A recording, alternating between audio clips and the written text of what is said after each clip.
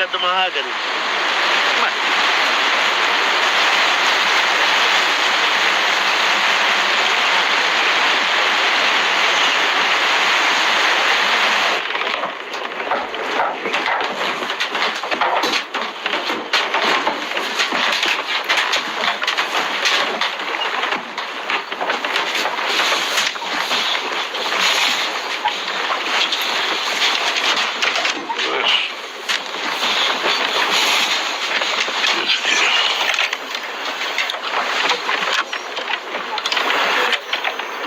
Take a seat, puss.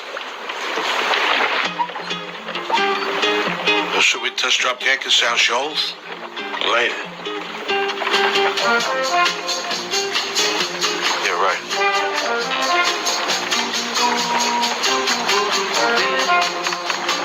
Why are you making me do this, you fat fucking miserable piece of shit?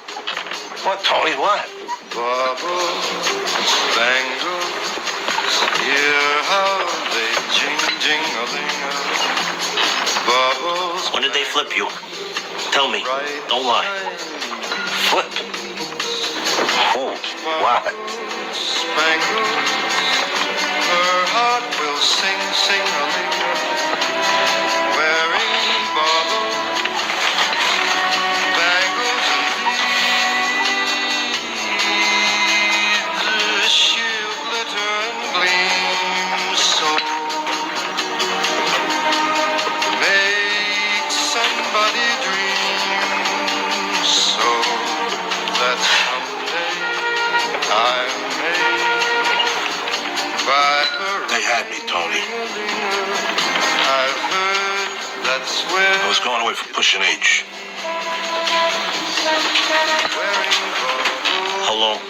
Dirty to life. I had no choice. How long? How much do they know? A year and a half. No. Less. A year and a fucking half. You've been running your own fucking gossip column? Motherfucker! Big somebody Let me explain. so that I fed them bullshit. Nothing. Whatchamacallit, disinformation so I could live. Keep earning on any subsistence level whatsoever. I will do nothing, Tony. Nothing to put you in harm's way. All he is. That's how they got tipped off about the Bevilacqua hit, huh? Because you did nothing. On my mother's eyes, that wasn't me. Little things. Pick your own shit. Be specific. They know about the calling cards. I'm not in that. But what else? That's it. That is recently. What not recently? I'm thinking. Fucking noise.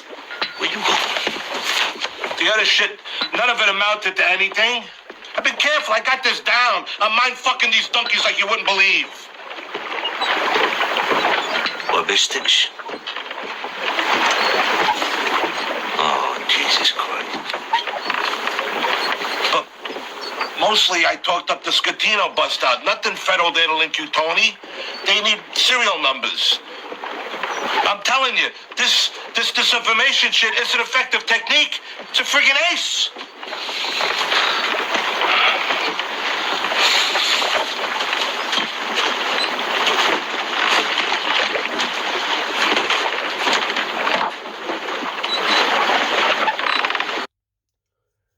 All right, Shalom. I'm giving all praises to Yahweh by Shem Yahushua, by Shem HaRachakodash. Send double honor to our apostles and elders. Very great millstone. Peace and blessings to the Lord's hopefully elect. So that scene was from The Sopranos. There's a lot of scenes in that movie you could use, but I just thought of that, listening to the apostles about sellouts and agents. We see a lot of that activity. It's actually all being made manifest as of right now with multiple people. It's not just certain people, but multiple people. But I wanted to play that clip from that movie, and I guess because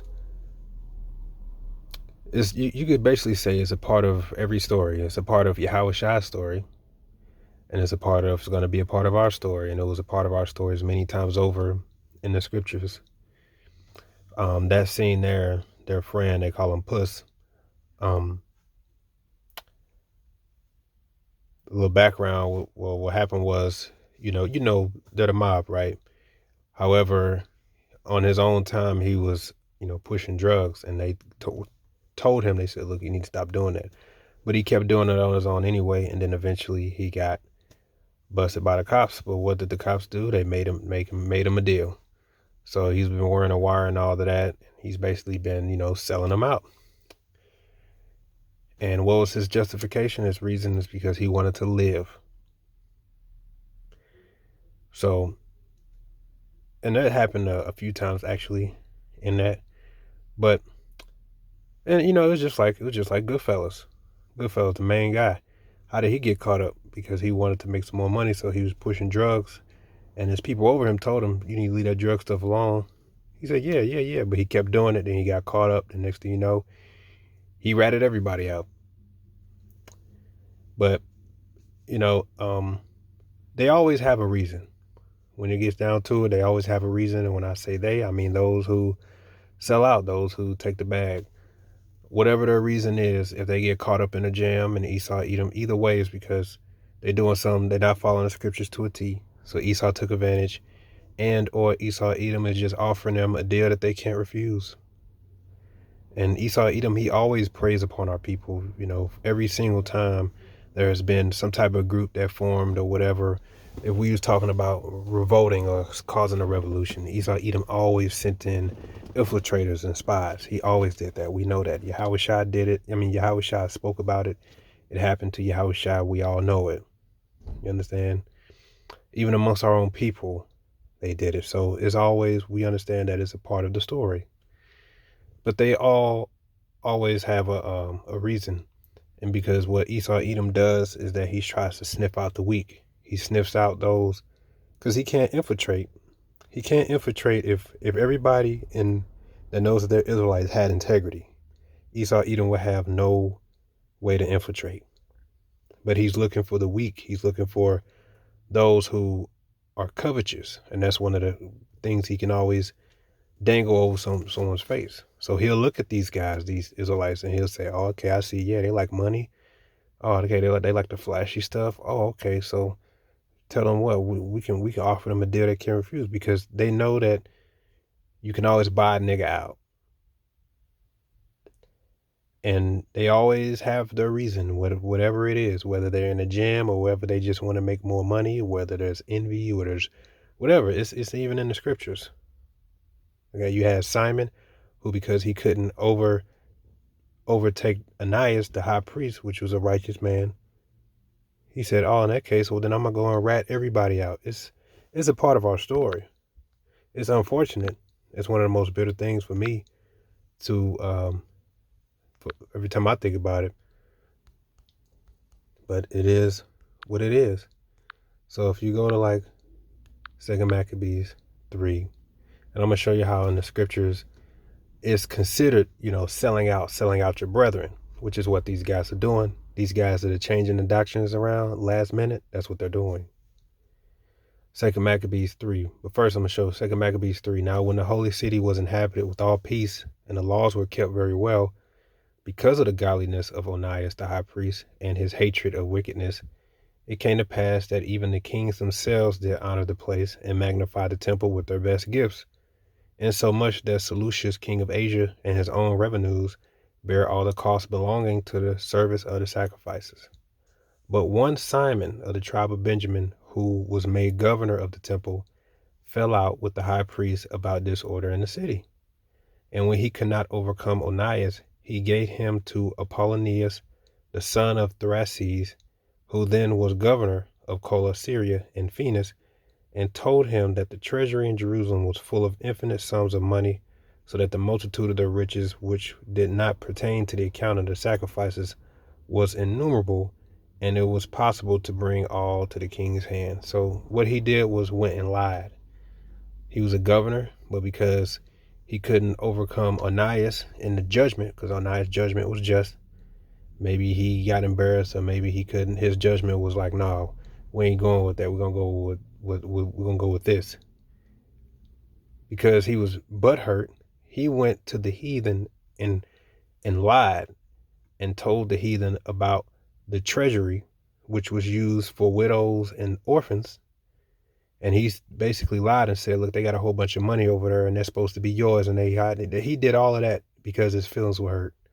And because he literally turned the whole city that was full of peace and righteousness upside down, all because his feelings was hurt. That's all it takes is one butthurt man who gets in his feelings, and then he'll go and sell out his own people, sell out his own kindred, and lie. That's all it takes. It's always been a part of our story. So you got Israelites today, right? All of a sudden now they're changing the doctrine. All of a sudden, all nations can be saved. All of a sudden, America isn't Babylon the Great. All of a sudden, Paul's writings isn't authoritative. All of a sudden, you're not supposed to bow to the Lord. All these things, all of a sudden, whoever's been around long enough understands they've sold out. Because we already got the track record of previous sellouts. It's the same, how do you say, pattern. You take away the name of the Lord, you take away the Hebrew, now all of a sudden other nations can be saved.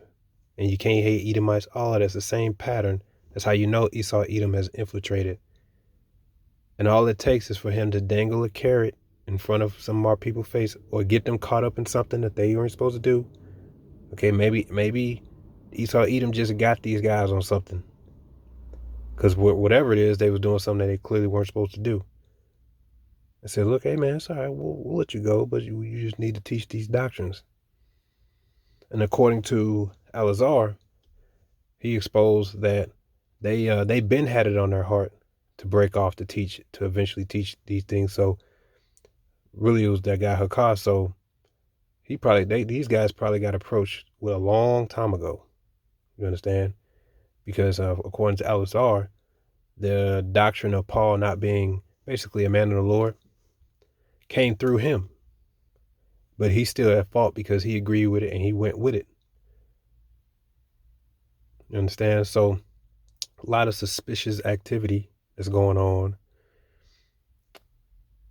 But just like you seen in the show, in that scene there, when he asked him, he basically said, I did this because I wanted to live. I wasn't about to do no time. I still wanted to live my life and make this money, you know. So that was his excuse. They all have a reason, whatever the reason is. It puts in jeopardy. I mean, like I said, they're not doing nothing righteous anyway, but it shows Esau Edom's pattern because, you know, the guy, you can watch the show, but the guy that told Tony that said, you know, that guy's a rat. He was like, no, man, that's like he a brother. You know, that's what they all said in the end. You're like a brother to me. And the guy, the cops, he was like, man, you need to take off the blinders. He was like, don't he got a family? Right? Guess what? He said they love to use the family against them. You know, that's how they get down. That's literally what the whole show is about. The mob and the cops trying to infiltrate and actually caught a few of them up doing something they ain't supposed to do. Cops said, oh, now you are. So here's you're gonna put this wire on, you're gonna go in there. Because that's what they're doing. They're hoping to catch someone that's going off of the script. And when you are covetous for money and you getting involved in things you shouldn't be and you rubbing elbows with the wrong people, basically operating outside of the scriptures, you can get yourself into a jam. You've opened the door for the devil to find a way in. You've given him a way in. He's always preying on the weak. He's always preying on those who are covetous and greedy of gain or whatever it is that he can use to his advantage. He's always searching. And if you don't apply the scriptures and simply follow what the scripture says, because the scriptures basically keep you safe, keep you integrity, not being covetous, having content, not rubbing elbows with non-believers, all these things will keep you safe. But when you operate outside of that, you open yourself up to be grabbed up by Esau Edom and or to be tempted by Esau Edom. You know, the Sakari sat down with Vocab. They literally sat down with Vocab, shook hands, and got mad because Vocab didn't want to give him a hug. What was that, San Antonio? One of them. I believe it was California. Sat down with Vocab. So you see those things. Vocab has their personal contact numbers. And then now all of a sudden this is a doctrine change. We already could put two to two together. So we can ask them, or we already asking them, when did they flip you? But they always have their reason. But this is 2 Maccabees chapter 10. This is verse 14. Just to show you proof that even in the scriptures it's referring to selling out. When Georges came governor of the region, he maintained a force of mercenaries and at every turn kept attacking the Jews. Besides this, the Idumeans, the Edomites, who had control of import strongholds, were harassing the Jews. They received those who were banished from Jerusalem and endeavored to keep up the war. But Maccabees and his forces, after making solemn supplication and imploring Yahweh to fight on their side, rushed to the strongholds of the Idumeans. Attacking them vigorously, they gained possession of the places and drove back all who fought upon the wall and slaughtered those whom they encountered, killing no fewer than 20,000. Okay, so Maccabees did something good. He came to our defense, and he's like, we're going to punish these Edomites. But they keep going. When at least 9,000 took refuge in 2 very strong towers, well equipped with withstand a siege, Maccabeus left Simon and Joseph, and also Zacchaeus and his troops, a force sufficient to besiege them. And he himself set off for places where he was more urgently needed. But those with Simon, who were money hungry, by the way, this is the New Revised Version. In the King James, it'll say covetous, right? It says, but those who were with Simon, who were money hungry, were bribed by some of those who were in the towers on receiving 70,000 drachmas, which is the coin back then. Let some of them slip away. When word of what happened came to Maccabeus, he gathered the leaders of the people and accused these men of having sold their kindred for money by setting their enemies free to fight against them. Then he killed those men who had turned traitor and immediately captured the 2 towers. So when Maccabeus turned away and gave them order, they was able to be, those men that was there who were covetous, who was money hungry, took a bribe from the very same enemy they were hired to take down, and they were the Edomites. And they let them go. And even though they were going to go to fight against our own people. So they put their own people in jeopardy just so that they could get some money in their pocket. But guess what? They didn't escape, because when the brother heard about it, he said, what? You sold your brethren out. And he put them to death. So these guys who are now perverting the word, it's obviously for filthy lucre. They don't do anything unless it's for filthy lucre. In fact, that group Genesis, they had merchandise before they even had lessons put up. They already had a store before they even had lessons, before they even went on the highways and byways. I don't even think they go out on the highways and byways. They're just too busy debating, but there's that store, covetous. And now they're changing the doctrine all of a sudden, and then they're confusing the flock, at least the ones who are simple. They're confusing them. And they will do that just so that they can get some financial gain. There's always a financial incentive. They always have their reason, whatever it is. Whether Esau Edom got them on something and they're trying to fulfill out their contract, either way, they got a bag by the end of it, and best believe they're going to try to plan their escape by the time all of it's over. Because you can see they ain't holding back. They just, we're teaching this, and it don't make no sense, because they're saying, well, we've always wanted to teach it. Well, wait, how you gonna always teach it? But back then you weren't teaching. So which one is it? Are you lying? Because it's suspicious. It looked like you took the bag.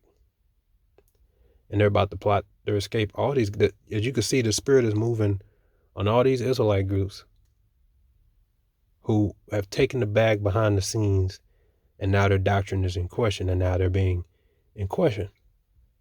See, whatever their reason for taking it, I don't care if they, we needed this so we can make more money. We took the name from the doctrine so that we can get the 501c3. And I believe it's a worthy sacrifice for look at the greater good. We take away the name, we just teach this, look at what we can get. What matters is what we're gonna fix our community with. And then next thing you know, as the scripture says, a little leaven leaveneth the whole lump. You take away this, you take away that, you take away this. Because if you take away the name of the Lord, that means you take away the Hebrew. And if you take away the Hebrew, then that means you take away understanding. Because you can't go and break down one word in the Hebrew. Because if you deal with the Hebrew at all, if you deal with a word at all in its original language, then you can find the name of Yahweh Yahushua. So now you have to take that out, which means you got to take understanding out, which means now it's, we just going to deal with the English. Now everything we just going to read in the English, and the English that's supposed to make the most sense. So now we don't need the Hebrew. But okay, well, let me ask you, how do you explain when it said a virgin shall give birth? How do you explain when the law says thou shalt not kill, but later on in the law it says if you catch a woman laying with the beast, you shall kill her? Is that a contradiction? How do you explain this? And the answer is that you have to go to the Hebrew. But if you've already taken away the Hebrew, and you know it's hypocrisy to highlight one word in the Hebrew but act like you can't find the name of the Lord, you have to take that all out. So a little leaven left the whole lump, and then next thing you know, you're basically teaching Christianity all over again. You're teaching, all nations can be saved. You got to call him Jesus Christ. You can't hate nobody. You went back to your vomit. You hit a 180, but really you hit a 360, because when we first come in this truth, we do a complete 180 from this world, and now we're teaching the truth. But then you do another 180 back to teaching bullshit. Sirach 16:13. The sinner shall not escape with his spoils, and the patience of the godly shall not be frustrated. So regardless, you will not escape with the spoils. You cashing in the bag, you already got your house picked up, you got the plane tickets, and you just examine these guys. Look at the lifestyle they live. They're all about money, right? That guy Hakab, he brags about his home and his car and his living situation and his 3 wives. He has a lifestyle to upkeep. That's where the sheep come in. That's how he sees the sheep. It's just dollar signs. They're all in it for financial gain, and they will do whatever it takes. Look what we read in the scriptures. They'll put their own, people will sell out their own because they're mad, because they're upset, they're butthurt, they're jealous, envious, or they're covetous. Put their whole nation in jeopardy just because they want to get what they want to get. They'll do that. And they'll do it with no remorse, as long as they get some type of escape in the end. So that's what I wanted to highlight and just show in the scriptures. Is even in the scriptures, it's referred to as selling out your brethren, just to get your pockets fat. But as the scripture says, the sinner shall not escape with his spoils. So with that, shalom.